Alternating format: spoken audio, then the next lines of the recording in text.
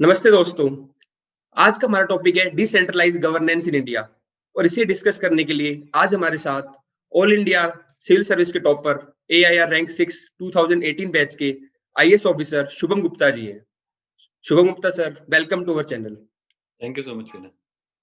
Decentralised governance की बात करें तो इसमें क्या होता है कि जो सेंट्रलाइज्ड एडमिनिस्ट्रेशन होता है जैसे कि सेंट्रल गवर्नमेंट और स्टेट गवर्नमेंट, इनकी जो पावर्स होती है पॉलिटिकल पावर्स, वो लोकल गवर्नमेंट को दी जाती है। ये इसलिए किया जाता है क्योंकि जो लोकल जो नीड्स हैं या जो लोकल इश्यूज हैं, अगर वो लोकल लेवल पे ही रिजोल्व कर ले जाएं तो एक बेटर तरीका है सॉल्यूशन का। इवन महात्मा गांधी भी इस बात में बिलीव करते थे कि जो प्रॉब्लम्स है उन्हें जितना हो सके कि लोकल लेवल पे ही सॉल्व कर दिया जाए। इसी बात को ध्यान में रखते हुए 73rd कॉन्स्टिट्यूशन अमेंडमेंट के थ्रू इन्हें कॉन्स्टिट्यूशनल स्टेटस दिया गया, जो कि लोकल गवर्नेंस हमारी जैसे पीआरआईज या यूएलबीज। इसके अलावा भी ऋग्वेद के टाइम पे हमारे यहाँ समितिज होती थी, और इवन जो चाणक्य की बुक है अर्थशास्त्र, उसके अंदर भी लोकल जो ये गवर्नेंस है विलेज पंचायत से इनका मेंशन है। इवन ब्रिटिश टाइम पे भी लॉर्ड मेयो और रिपन ने लोकल गवर्नेंस के लिए काम किया है। अब हम देखेंगे हमने कॉन्स्टिट्यूशनल स्टेटस तो दे दिया है, ठीक है, लोकल गवर्नमेंट्स को through 73rd and 74th amendment act. लेकिन शुभम सर, अगर आज की बात करें तो क्या स्टेटस है हमारी कंट्री में लोकल गवर्नेंस का? एक टर्मिनोलॉजी होती है फंड्स, फंक्शंस एंड फंक्शनरीज। तो ये कहा जाता है कि अगर ये तीनों चीज ग्राम पंचायत तक पहुंचा दी जाएंगी तो decentralization will be true in the real sense of the term. तो लेकिन प्रॉब्लम क्या हो रही है हमारे यहाँ पे कि फंड्स पहुंचा दिए गए हैं, फंक्शंस भी पहुंचा दिए गए हैं, लेकिन फंक्शनरीज की कमी है। तो अगर आप देखेंगे तो ग्राम पंचायत में काम करने के लिए अगर आपका कोई लोकल लेवल जो विलेज लेवल एडमिनिस्ट्रेटिव ऑफिसर है वो सिर्फ एक है, ग्राम सेवक जिसको आप कहते हैं। तो उस मायने में उस तरह से अगर आप देखेंगे तो डिसेंट्रलाइजेशन में थोड़ी-सी और भी गुंजाइश है जिसको और थोड़ा-सा सुधारा जा सकता है। लेकिन जहाँ तक फंड्स की बात है तो आप देखिए जो फाइनेंस कमीशन के फंड्स हैं वो 14 फाइनेंस कमीशन में 100% फंड्स ग्राम पंचायत को दिए गए थे और उनको डिसाइड करना था कि वो फंड्स को किस तरह और कहाँ पे खर्च करना चाहते हैं। हालाँकि थोड़ी बहुत गाइडलाइंस थी, but predominantly the decision was taken by them. उनकी जनरल बॉडी मीटिंग में और उनके सरपंच और ग्राम सेवक को मिलके डिसाइड करना था कि वो किस तरह से उस पैसे को खर्च करेंगे। साथ ही साथ बहुत सारे जो फंक्शंस हैं, बहुत सारे जो टैक्सेस हैं, वो ग्राम पंचायत को महाराष्ट्र में डिवॉल्व कर दिए गए हैं, जो वो ग्राम पंचायत खुद अपने आप लोगों पे लगाते हैं, कलेक्ट भी करते हैं और उससे खर्च करने की भी उनको आज़ादी है। तो काफ़ी हद तक जो 19-20 फंक्शन जो ग्राम पंचायत को दिए गए हैं, जो उन्हें रिस्पॉन्सिबिलिटीज़ दिए गए हैं, उनके लिए फंड्स भी डिसेंटली अवेलेबल हैं। हालाँकि कुछ गुंजाइशें हैं इन टर्म्स ऑफ कि जो-जो फंड्स एग्ज़ैक्टली स्टेट गवर्नमेंट्स को रिकमेंड किए गए थे कि आप ये सारे फंड्स ग्राम पंचायत तक पहुँचा दीजिए और आप उसे लेवी ना करिए। ग्राम पंचायत को अलाउ कीजिए कि वो ये लेवी करें, for example entertainment tax, octroi जो अब नहीं रहा है, जीएसटी हो गया है। तो इन सब चीज़ों का जो डिवोल्यूशन है, वो अभी तक प्रॉपर्ली ग्राम पंचायत तक नहीं पहुँचा है। हालाँकि धीरे-धीरे इसमें धीरे-धीरे इसमें बढ़ोतरी हो रही है, धीरे-धीरे इसमें इम्प्रूवमेंट हो रही है। तो उम्मीद है कि स्टेटस और भी बेटर होगा। बट अगर आप देखें 73rd 74th अमेंडमेंट से पहले जो सिचुएशन थी, आज उस सिचुएशन में काफ़ी हद तक सुधार हुआ है। Okay, thank you sir. मैं नेक्स्ट क्वेश्चन मेरा एक्चुअली ये होने वाला था कि क्या जो फंक्शंस जो भी है इनके फंक्शंस दिए हमने, रिस्पॉन्सिबिलिटी दी है, तो क्या एडिक्वेटली पावर्स इनको दे रखी है? मेजर पार्ट आपने बता ही दिया कि हाँ, इनको दे रखी है, पावर्स भी हैं, काफ़ी चीज़ें, बट एक चीज़ लैग कर रही है जो बता रहे थे फंक्शनरीज़, उसमें थोड़ा लैग कर रहे हैं इस पार्ट में हम। ठीक है। तो इसमें क्या हुआ है ना वीना कि आपने फंड्स भी दे दिए काफ़ी हद तक। जैसे कि मैं बता रहा हूँ फाइनेंस कमीशन के फंड्स काफ़ी हद तक हुँ, अब 15 फाइनेंस कमीशन में 90% देते थे, 14 100% फंड्स ग्राम पंचायत को सीधा दे रहे थे। तो फंड्स काफ़ी हद तक पहुँच गए हैं। जो स्कीम्स होती हैं डायरेक्टली उसका इम्प्लीमेंटेशन भी वहीं से हो रहा है ग्राम पंचायत लेवल से मोस्टली। जो सेंट्रल गवर्नमेंट स्कीम्स हैं या स्टेट गवर्नमेंट स्कीम्स हैं। अ, प्रॉब्लम 2 तरह से हो रही है। एक कि जितने फंक्शंस दे दिए गए हैं, उस फंक्शंस के हिसाब से हालाँकि फाइनेंस कमीशन 90% से 100% फंड्स उनको दे रहा है डायरेक्टली। बट जितने फंक्शंस दे दिए गए हैं, उस हिसाब से वो फंड्स भी काफ़ी कम हैं। उसी के लिए कहा जाता है कि और जो टैक्सेशन सोर्स ऑफ फंड्स हैं, जो स्टेट गवर्नमेंट लेवी करता है, सेंट्रल गवर्नमेंट लेवी करता है, वो भी ग्राम पंचायत को दिया जाए, ताकि उनके ऊपर जितनी रिस्पॉन्सिबिलिटीज़ हैं, उसके कमेंसरेट लेवल पे उनके पास फंड्स भी हों। तो ये एक बात है। दूसरी बात ये है कि ग्राम पंचायत को खुद के फंड्स जनरेट करने की जो कैपेसिटी है, वो ऑल ओवर इंडिया बहुत ही वीक है, बहुत ज़्यादा वीक है। क्योंकि मैं अगर आपको रिसेंटली एग्ज़ाम्पल बताऊँ, तो मैं जिस गाँव की मैं स्टडी कर रहा हूँ, वो मालेगाँव नाम के एक तालुका है नासिक में, उसमें एक बहुत ही छोटा-सा गाँव है, पॉपुलेशन ऑफ अबाउट 3200 ओनली। उसमें जो टोटल फंड जनरेशन कैपेसिटी है, वो सिर्फ 3 लाख रुपए है और उसके अंदर भी collection capacity is only about 2 lakh. तो मानिए आप अगर I am talking about the entire year, मैं 1 महीने की बात नहीं कर रहा हूँ आपसे। तो अगर आप पूरे साल में सिर्फ 2 लाख रुपए इकट्ठे करेंगे खुद के फंड से, तो ये बहुत ही मुश्किल हो जाएगा आपके लिए कि आपके पास जितनी भी रिस्पॉन्सिबिलिटीज़ दी गई हैं, आप उसको पूरा कर पाएँ। तो उस तरह से जो फंड्स की भी शॉर्टेज है, वो भी हाइलाइट करना ज़रूरी है। और जैसे कि मैंने बताया कि फंक्शनरीज़ की जहाँ तक बात है, तो फंक्शनरीज़ में देखिए, ग्राम सेवक एक अकेला आदमी है, उसके पास कई-कई बार होता है जो जनरली एडमिनिस्ट्रेशन में देखा जाता है शॉर्टेज होती है। तो एक ही ग्राम सेवक 2 या 3-3 ग्राम पंचायत को सँभाल रहा होता है। तो उसमें वो पूरा समय एक ग्राम पंचायत को नहीं दे पा रहा है, जिसकी वजह से उस तरह का डेवलपमेंट भी वहाँ पे नहीं हो पा रहा है। दूसरी बात, जिस तरह से सुपरविज़न की ज़रूरत है, उसके लिए स्टाफ की भी ज़रूरत है। क्योंकि सुपरविज़न के लिए स्टाफ नहीं है हमारे पास, तो जो वर्क्स हो रहे हैं, जो काम हो रहा है, जो पैसा खर्च हो रहा है, उसके पीछे जो काम हो रहा है, उस काम की जो क्वालिटी है, वो चेक नहीं हो पा रही है। और उस वजह से जो काम की क्वालिटी है, वो काफ़ी वीक नज़र आती है, अगर आप गाँव में जाके आप थोड़ा अगर काम-वाम देखने की कोशिश करेंगे तो। मुझे मुझे मालूम है कि आप जो ऑडियंस भी हमारी होगी, उनमें से भी काफ़ी लोग गाँव से होंगे।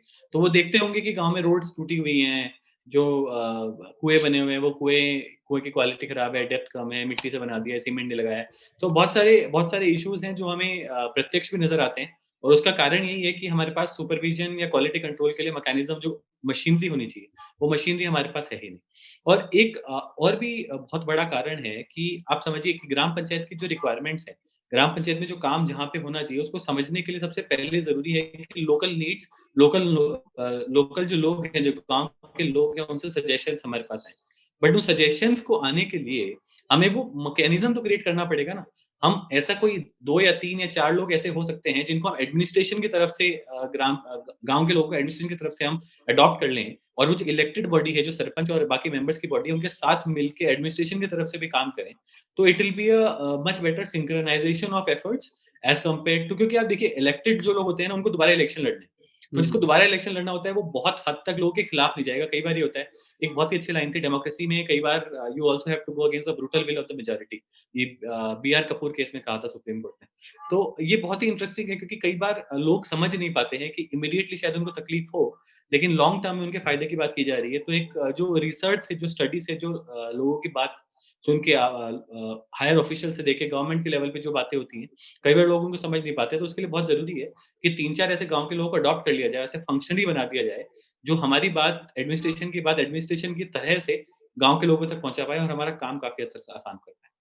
तो लोकल जो लोग हैं उनका पार्टिसिपेशन भी बढ़ेगा, उसको फ़ील होएगा कि है ना, एडमिशन से जुड़े हैं वो तो लोग उससे, इन्वॉल्वमेंट ज़्यादा बिल्कुल। होएगी उनकी। फंड्स की आपने बड़ी अच्छी बात बताई कि इवन गांधी जी भी ये बिलीव करते थे कि सेल्फ सस्टेनिंग होनी चाहिए विलेजेस, तो वो इनफ जनरेट ही नहीं कर पा रहे, तो डिपेंडेंसी अभी भी बनी हुई है सेंट्रलाइज़्ड गवर्नमेंट पे। ठीक है। एग्ज़ैक्टली। तो नेक्स्ट क्वेश्चन मेरा ये रहेगा सर आपसे कि हम किस एक्सटेंट तक, अब हर जगह तो हम डिसेंट्रलाइज नहीं कर सकते, तो किस एक्सटेंट तक हमें डिसेंट्रलाइजेशन गवर्नमेंट तक जाना चाहिए, और जो हम कर रहे हैं डिसेंट्रलाइजेशन, इसके लिए हम और क्या क्या स्टेप ले सकते हैं ताकि बेटर हो जाए डिसेंट्रलाइजेशन हमारी कंट्री के अंदर। देखिए, मुझे क्या लगता है विनय, मैं आपको एक एग्ज़ाम्पल के हेल्प से आपको समझाने की कोशिश करता जी हूँ कि सर। डिसेंट्रलाइज़ेशन कहाँ तक होना चाहिए या कहाँ पे हमें हाँ। सेंट्रलाइज़ेशन की ज़रूरत है, इन अ वे। एग्ज़ाम्पल के तौर पे जैसे finance commission, 14th finance commission की मैं बात करता हूँ, तो 14th फाइनेंस कमीशन में 100% फंड्स सीधा ग्राम पंचायत को दे दिए जाते हैं और सरपंच, ग्राम सेवक अपनी बॉडी की जो भी बॉडी का जो भी रेज़ोल्यूशन होता है, उस रेज़ोल्यूशन के हिसाब से वो उस फंड को डिसाइड करते हैं कि हमें इस फंड को इस तरह, इस जगह पे खर्च करना है। Of course subject to the guidelines given by the finance commission. But इसमें प्रॉब्लम क्या हो जाती है, मान लीजिए कि सरपंच और ग्राम सेवक ने मिलके काम करवाया स्कूल की कंपाउंड वॉल का, लेकिन कंपाउंड वॉल का काम बहुत ही कमज़ोर है और इसमें अनफॉर्च्यूनेटली ग्राम सेवक और सरपंच दोनों मिले हुए हैं, जो कि एक पॉसिबल सिचुएशन है, जो हमें देखते हैं हमारे देश में काफ़ी जगह होता भी है, राइट? अब इसमें प्रॉब्लम क्या हो गई है कि बिकॉज़ ये फंड सीधा ग्राम पंचायत को आ रहा है, तो उसके सुपरविज़न पावर बीडीओ को नहीं है। BDO is the authority who looks after all the gram sevaks in a particular taluka, in a particular block development officer. तो वो जो पावर है, जो सुपरविजन की पावर है, वो बीडीओ को दी नहीं गई है। उसके लिए सीधा आपको कहीं जिला परिषद पे जाना पड़ेगा, तो वो एक जो कनेक्ट है, वो कनेक्ट टूट गया है। और वो क्यों टूटा है? क्योंकि आपने ये डिसाइड किया कि हम तो कंप्लीट डिसेंट्रलाइजेशन की तरफ जाएँगे। 14th फाइनेंस कमीशन ने इसको इनफैक्टली कहा गया है डेमोक्रेटिक डिसेंट्रलाइजेशन कहा है, बलवंत राय कमिटी के रिकमेंडेशन के हिसाब से। उन्होंने कहा है कि we are moving towards the recommendations of that committee and इसके लिए हम सीधा बीडीओ को हटा ही देते हैं, क्योंकि बीडीओ का होना, ये बीडीओ सेटअप होना ग्राम पंचायत के डिसीजन मेकिंग में, independent decision making, democratic decision making में हैम्पर मतलब ऑब्स्टेकल्स क्रिएट कर सकता है। लेकिन इसका फ्लिप साइड भी ये जो मैं आपको बता रहा हूँ कि जो काम खराब हो रहे हैं, जो कि हो रहे हैं, मतलब अगर मैं एक जनरल एस्टिमेट लूँ तो 50% काम जो है उनकी quality is not up to the mark in in the villages आज आज के समय में जो हमारे गाँव में हो रही है। और मैं आपसे महाराष्ट्र की बात कर रहा हूँ, जो one of the progressive states है। आप अगर सोचिएगा कुछ और हमारे नॉर्थ इंडियन स्टेट जो थोड़े थोड़े से अभी और उन्हें और प्रोग्रेस करने की ज़रूरत है। अगर उन स्टेट्स में आप देखेंगे तो सिचुएशन थोड़ी और ज़्यादा खराब भी हो सकती है वहाँ पे, राइट? तो इस वजह से एक certain balance, check and balance का सिस्टम बनाना ज़रूरी है। And whatever level of check and balance is whatever level of centralisation और decentralisation fits well into that system of check and balance, उतना लेवल ऑफ सेंट्रलाइजेशन या decentralisation होना चाहिए, ताकि एक सिस्टम को हम स्मूथली चला पाएँ। और अल्टीमेटली जो पैसा, जो लोगों का पैसा टैक्स के रूप में हमारे पास आ रहा है और हम उसको जो डिवॉल्व कर रहे हैं अथॉरिटीज़ के पास कि आप इसको खर्च करिए लोगों के भले के लिए, वेलफेयर के लिए, वो पैसा उस तरह उतनी अच्छी तरीके से स्पेंड हो पाएगा if there is a certain system of check and balance which is established as such in the villages, in the system of administration of the village. Thank you sir. इसमें जो आपने बात बताई ठीक है, डिसेंट्रलाइजेशन एक लेवल कहीं न कहीं हैम्पर भी कर देता है कई चीज़ों को, तो सेंट्रलाइजेशन की ज़रूरत है। सर मैं आपसे कुछ ऐसे इंस्टेंसेस जानना चाहूँगा कि जहाँ पे सेंट्रलाइजेशन ऑफ पावर रिक्वायर्ड होता है हमारे लिए? एक बड़ा इंटरेस्टिंग हम जो भी कोई भी एग्ज़ाम की तैयारी कर रहे होते हैं, जो भी थोड़ा बहुत जानते हैं इस बारे में, ये हमें कहा जाता है कि not one solution for every state doesn't work. जैसे जी। केरला के लिए जो रिक्वायरमेंट्स है, वो राजस्थान के लिए नहीं है या बिहार के लिए नहीं है, जो कर्नाटक के लिए है, वो उड़ीसा के लिए नहीं है। तो हर स्टेट को अपने इंडिविजुअल चॉइसेस अपने इंडिविजुअल डिसीजंस लेने की फ्रीडम देनी चाहिए। उसका बेसिक कॉन्टेक्स्ट जो है वो ये है कि जो सेंट्रल स्कीम्स आ जाती हैं जैसे कि मिड डे मील। अब केरला को मिड डे मील की ज़रूरत ही नहीं है ना, तो आप केरला को मिड डे हुँ। मील देके पैसा खराब कर रहे हो, उसका कोई लॉजिक नहीं है। केरला को कुछ और चीज़ की ज़रूरत है, तो केरला को उस चीज़ के लिए इंडिपेंडेंस दी जाए कि आप उस चीज़ को उस तरह से पैसे खर्च करिए। लेकिन इसका अगेन जो मैं आपको समझाना चाह रहा था कि अगर मान लीजिए मैं महाराष्ट्र को एज़ अ स्टेट लेके चलता हूँ, तो महाराष्ट्र की भी मैं नासिक ही ले लेता हूँ, चलिए जहाँ पे मैं काम कर रहा हूँ, तो नासिक में तकरीबन 25,000 ग्राम पंचायत है, ठीक है? तो 25,000 ग्राम पंचायत में क्या आप ये चाहेंगे कि हर ग्राम पंचायत एक इंडिविजुअल स्कीम निकाल दे अपने लिए? कि मैं इस तरह से अपने बच्चों को हुँ। मिड डे मील खिलाएँगे या हम उनको अंडा खिलाएँगे खाने में, लेकिन दूसरे ग्राम पंचायत कह रही है नहीं हम तो अंडा नहीं हम भिंडी खिलाएँगे। तो that will not be appropriate for the cause, right? Because ultimate cause क्या है? आप बच्चों की न्यूट्रिशन को मेंटेन करना चाहते हो, साथ ही साथ आप एन्श्योर करना चाहते हो कि मिड डे मील के बहाने बच्चे स्कूल भी आएँ और स्कूल में आके थोड़ा बहुत पढ़ाई भी करें, राइट? तो इसमें प्रॉब्लम क्या हो जा रही है? 2 लेवल की प्रॉब्लम है। One level of problem is कि जो ग्राम पंचायत है, उनके पास they do not have the resources to really do the research and understand कि एग्ज़ैक्टली किस चीज़ से क्या फ़ायदा होगा। मैं समझता हूँ कि लोकल नीड्स होती हैं, लोगों को पता भी होता है, लेकिन कुछ चीज़ें ऐसी भी होती हैं जहाँ पे एक सर्टेन लेवल ऑफ रिसर्च ज़रूरत होती है। एक ब्रॉड बेस्ड नेटवर्क फ्रेमवर्क बनाने की ज़रूरत होती है, जहाँ से आप कुछ रिकमेंडेशंस निकालते हो और उन रिकमेंडेशन को फिर आप सीधा अप्लाई कर देते हो कि ठीक है, I think this will work in 99% of the places and may be not work in 1% of the places. For example जो प्रथम की रिपोर्ट्स होती है, प्रथम जो स्कूल्स के बारे में कहते हैं, लर्निंग लेवल्स के बारे में कहता है, वो generally all over the country applicable होती है ना कि आपको पता है कि 5th क्लास तक के बच्चे हमारे 2nd क्लास तक का टेक्स्ट ही पढ़ पा रहे हैं in general. That is true for Maharashtra also, that is true for Bihar also, may not be true for Kerala, right? So those are the kind of recommendations which are required. That is the kind of research which is required, and that is where centralization comes in, because the state government conducts that research or the district administration conducts the research and then passes on the message to all the gram panchayat कि अच्छा ये हमने research कर लिए, ये हमने देख लिया, आप इसको कर दीजिए। That is one level of framework where centralization is required. दूसरी इंपॉर्टेंट प्रॉब्लम क्या हो जाती है? अब अगेन आप समझिए कि जैसे नासिक की मैं अगर बात करूँ तो नासिक में टोटल है 62 लाख लोग, 62 लाख पॉपुलेशन ऑफ नासिक। और मैं जिस गाँव का रिसर्च कर रहा हूँ, उस गाँव का नाम है वराहने, वहाँ पे है सिर्फ 3,200 लोग, ठीक है? अब इमेजिन कीजिए मैंने एज़ अ ग्राम पंचायत मैंने बॉडी में रिज़ोल्यूशन लिया कि हम तो आज से अपने बच्चों को अंडा नहीं, हम भिंडी खिलाएँगे and we will procure bhindi from the funds that is being provided to us by the finance commission, ठीक है? अब आप सोचिए कि अगर एज़ एन एडमिनिस्ट्रेशन अगर 62 लाख लोगों के लिए मैं प्रोक्योरमेंट करूँ, तो वो मुझे सस्ता पड़ेगा या मैं 3200 लोगों के लिए प्रोक्योरमेंट करूँगा, मुझे सस्ता पड़ेगा। So eventually what happens when you start procuring things at a very, very decentralized level, you end up losing the value for money.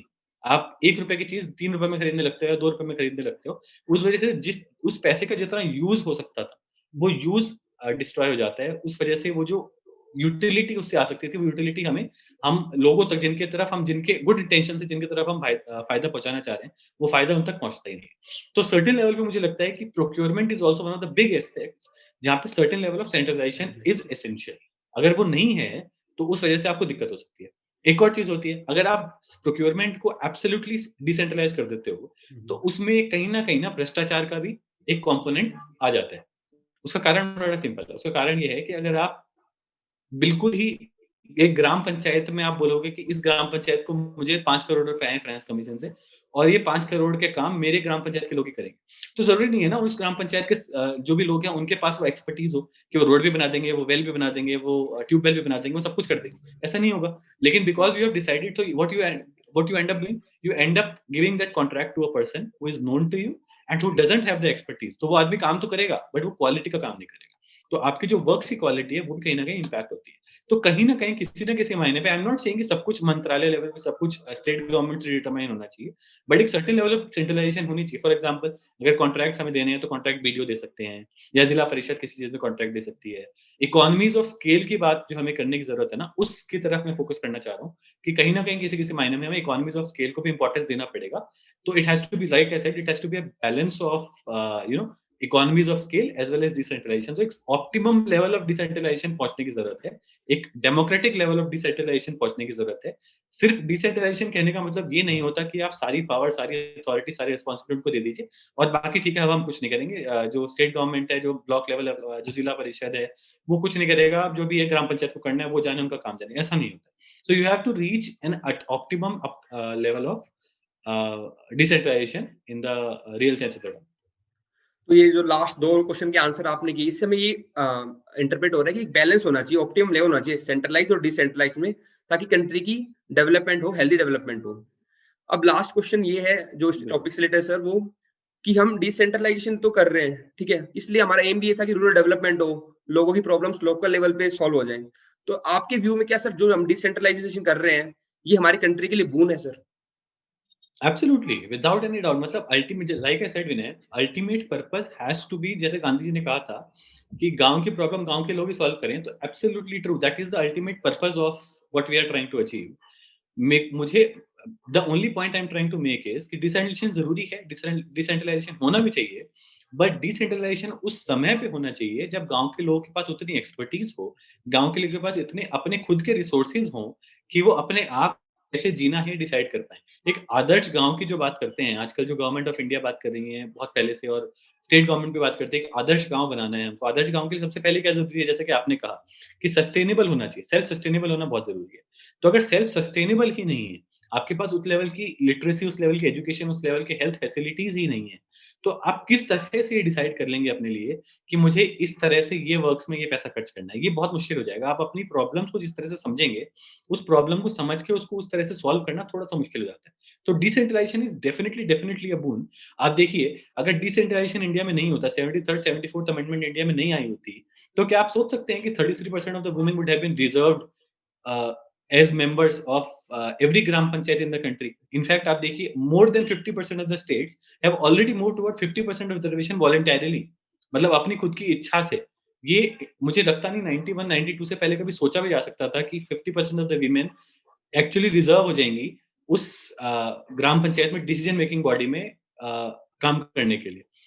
हम देखते हैं कि कहीं-कहीं पंचायत पति, सरपंच पति, ये वाले कॉन्सेप्ट अभी भी चल रहे हैं हमारे देश में, मुझे पता है ये बात। लेकिन फिर भी आप देखिए, काफ़ी हद तक, मेरे पर्सनल एक्सपीरियंस से बता रहा हूँ कि काफ़ी हद तक ऐसा होता है कि मान लीजिए एक सर्टेन पोस्ट पे आपने किसी वुमेन को रिज़र्व किया और अगले 5 साल में वो पोस्ट उस वुमेन के लिए रिज़र्व नहीं होगी by the very design of the scheme, right? लेकिन आप देखिए, कई बार वापस वो महिला अनरिज़र्व्ड सीट से फिर जीत के आती हैं, क्योंकि लोग उन पे भरोसा, उन्होंने लोगों के लिए काम किया। तो इससे हमें क्या पता चलता है कि वुमेन इश्यूज़ को इम्पोर्टेंस मिलेगा। जो जिस तरह से रिप्रेजेंटेशन हम वुमेन को देना चाहते हैं, वो रिप्रेजेंटेशन उनको मिला है। जो एम्पावरमेंट हम real sense of the term में जो हम एम्पावरमेंट को समझना चाहते हैं, वो एम्पावरमेंट एक्चुअली ग्राउंड में होती है। And that is all because of decentralisation and the efforts taken by the government in the form of 73rd 74th amendment, and of course finance commission, जो धीरे-धीरे मतलब ज़्यादा से ज़्यादा अमाउंट में लोग ग्राम पंचायत तक फंड्स पहुँचा रहा है और उनको उस तरह के इंडिपेंडेंस और लिबर्टी दे रहा है कि आप डिसाइड कीजिए कि आपकी क्या प्रॉब्लम्स हैं और आप ही डिसाइड कीजिए कि आपके प्रॉब्लम्स को आपको क्या सॉल्यूशन चाहिए। मुझे बस ये लगता है कि थोड़ा-सा अगर गाइडेंस देने का मौका, या मैं यूँ कहूँ कि गाइडेंस देने की जो थोड़ी ज़रूरत है फ्रॉम द डिस्ट्रिक्ट एडमिनिस्ट्रेशन और from the state government level और central government level for that matter, वो भी कहीं न कहीं इनकॉर्पोरेट किए जाने चाहिए, ताकि जो फंड्स हैं, जो जिस तरह से आप उसको यूटिलाइज़ करना चाहते हैं, वो properly utilise. Thank you sir for sharing your views. Sir, actually एक बात और है कि आपको सर ये सिविल सर्विस जो टेलीविज़न है, ये कैटर करता है सिविल सर्विस जो एस्पिरेंट्स हैं उनकी नीड को। तो sir, out of the topic जाके मैं एक आपसे एक क्वेश्चन पूछना चाहता हूँ सर। वो ये है सर कि जैसे कई बार सिविल सर्विस में एग्ज़ाम में क्वेश्चन आता है, और सर ये आपसे इसलिए पूछ रहा हूँ क्योंकि सर आप तो टॉपर भी रहे हैं और आपको पूरा आइडिया इस एग्जाम के बारे में सर। तो जैसे कई बार क्वेश्चन आता है कि do you agree with the statement, जैसे मैंने आपसे पूछा कि is it boon for India, do you agree, तो कई बार डायरेक्ट क्वेश्चन आता है सर मेंस के अंदर, do you agree with the statement. तो सर ऐसे जो क्वेश्चंस होते हैं, इसको जो एस्पिरेंट्स हैं उनको मेंस में कैसे अप्रोच करना चाहिए? पहले आर्गुमेंट्स दें फिर कंक्लूड करें, या कई बार क्या होता है सीधा लिखता है yes we agree, no we don't agree. तो सर ऐसे क्वेश्चंस में कुछ आइडिया हो नहीं पाता कैसे अप्रोच करना है इस क्वेश्चन को? नहीं, तो इसका विनय जितना मुझे समझ में आता है कि कुछ क्वेश्चन तो ऐसे होते हैं जिनका आपको मतलब इट इज़ आल्सो अबाउट कि what is the question and what are your thoughts about the question. तो जैसा मुझे लगता है अगर मैं उस स्टेटमेंट से कंप्लीटली डिसएग्री करता हूँ, राइट? मतलब even like the general opinion about the question is कि गलत है। फॉर एग्जांपल अगर मैं कहूँ कि चाइना जो ऑक्साइड चीन में कर रहा है वो सही है, डू यू एग्री? तो जनरल ओपिनियन क्या होगा उसमें कि नहीं वो तो गलत है, चाइना जो कर रहा है ऑक्साइड चीन में वो गलत है। तो you can not even try to agree to that question, तो you have to start with a negative connotation कि ये तो गलत है, जो कर रहा है वो सही हो नहीं सकता है ना? बट इन जनरल जो क्वेश्चंस आपसे यूपीएससी में पूछे जाएंगे वो ऐसे होंगे जिनके दोनों साइड्स होंगी, and that is exactly why the question is asked do you agree और not, because the examiner is expecting कि आप उस क्वेश्चन की दोनों साइड्स बताओ। तो जब भी आपसे ऐसा पूछा जाए तो you should always start with a introduction की इंट्रोडक्शन इस टॉपिक के बीच में क्या-क्या बातें हो सकती हैं in about 4 to 5 sentences. After that, you give the positive side. कि why do you agree, right? And then you go ahead with थोड़ा सा कि why do you disagree or why is there a scope of disagreement in that particular question. But एक चीज समझने की जरूरत है कि disagreement cannot be outright. ऐसा नहीं हो सकता कि नहीं ये तो सबसे अच्छा चल रहा है बट ये बहुत ही खराब चल रहा है, ऐसा नहीं हो सकता। मतलब you have to be very very balanced कि this is all these are all the reasons why I agree with this, but these may also be the reasons why there is scope for improvement. Not because I disagree, but there is scope of improvement in these topics, these particular points in the question, right? And then lastly, you conclude ki because of this, I agree with the question, conditional upon or subject to this. That is how I would have attempted a question which asked me, do you agree? Thank you very much sir, अपना time निकाला हमारे लिए और अपनी जो practical experience है वो बताए और कुछ केस स्टडी भी शेयर की। कहीं ना कहीं जो सिविल सर्विस एस्पिरेंट्स हैं वो इनको यूज कर पाएंगे। Thank you very much sir. Thank you so much. Thank you. To have more such discussion and analysis, subscribe to our channel and hit the bell icon. And if you like the video, please do not forget to hit the like button so that we get inspired to give more such discussions in the coming future.